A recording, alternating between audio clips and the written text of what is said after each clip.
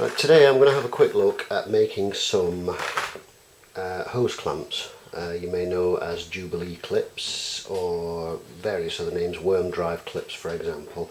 You usually buy these ready-made, but for certain fitments you either can't get the right size, or as in this case, this is a carburettor hose. It's got very thin flanges, so as soon as you get a large enough worm drive clip it becomes rather thick and it won't actually fit in the moulded recesses.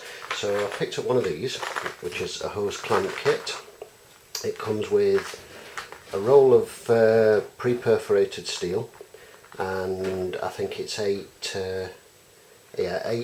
tensioning clips, and I'm just going to do a little video showing you how to measure, put together and assemble these, because there is a right way and there is a wrong way to do them. It doesn't actually give you directions on the packaging, and the pictures that it shows are in fact incorrect, so it's not a great deal of help if you've kind of picked one of these up and you've never put one together before. Okay, so we open up the packaging, slide this off here, and inside you take one of your clips. This should all be about the same, so it doesn't really matter which one. And before you do anything else, just take your hose that you're going to be fitting the clip to and position that on there. You'll probably find that you need to bend this out or in a little bit depending on the size of the hose, because these are actually designed as a sort of universal fit all. So in this case I need to bend this out a little bit, so just take a pair of pliers and carefully bend it out, measure it again for size, and if need be bend it a little bit more. Oops.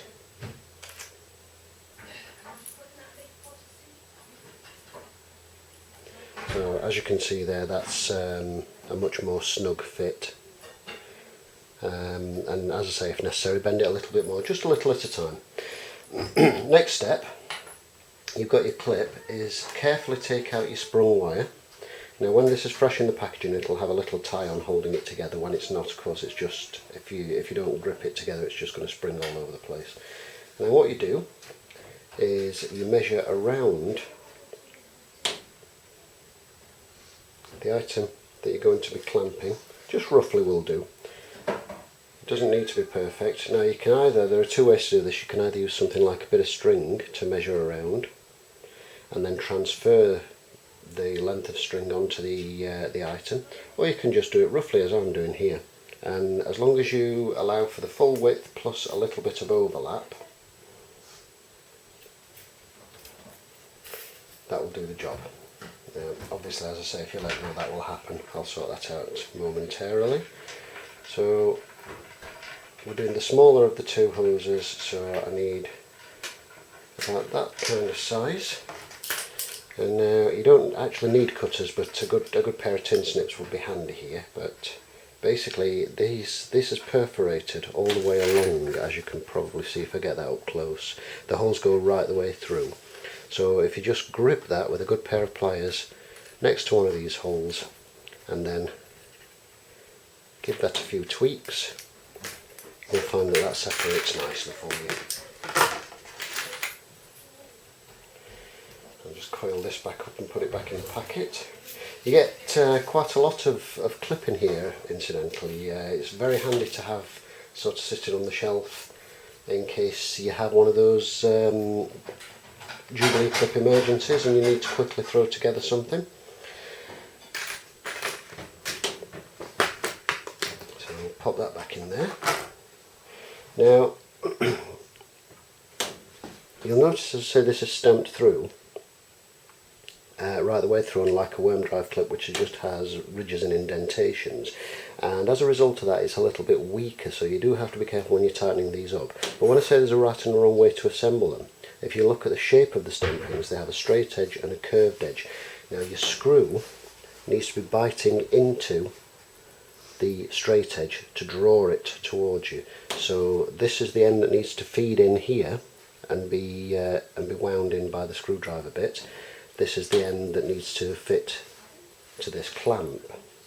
Now it's got a little hook on one end and a plain slot on the other. So you need to feed this through one end. You'll need to do a little bit of bending and jiggling to get this through the other side, and you need to allow a couple of slots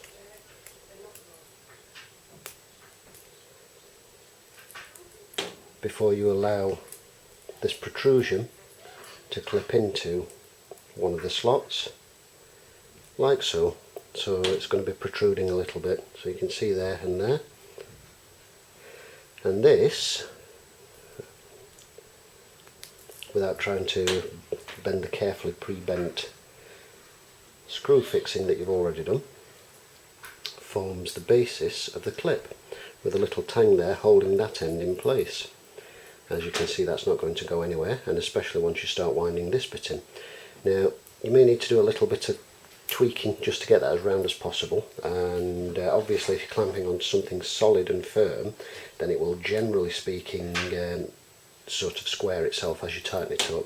But if you're just clamping onto something relatively soft like a rubber onto a plastic, it's better to just get the general shape first. So what you then do is get your screwdriver,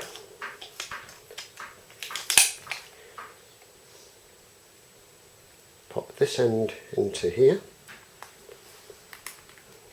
It's a little tricky to kind of show this, so you need to squish that end in a little and then encourage that in as you turn the screwdriver. And whoops, having dropped the screwdriver, you'll actually see that starting to go in there. Now, as I say, it is important that you get the flat edge going into the